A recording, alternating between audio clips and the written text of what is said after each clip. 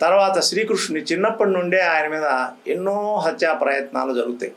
శకటాసురుడని, పూతనని, ఆ తర్వాత బకాసురుడని, చక్రాసురుడని, వీళ్ళందరూ రాక్షసులు అంటే మనం అనుకోవడం వాళ్ళకి ఏదో కూరలు ఉంటాయి, జులపాలు ఉంటాయి, అవి కాదు. క్రూర స్వభావులు అందరూ రాక్షసులే. అలా మనలాగే ఉంటారు వాళ్ళు కూడా. మనం చూస్తూనే ఉంటాం సమాజంలో ఎంతో క్రూరమైన స్వభావం ఉండేవాళ్ళు. వాళ్ళందరూ కూడా రాక్షసుల కిందే మనం లెక్క వేసుకోవాలన్నమాట.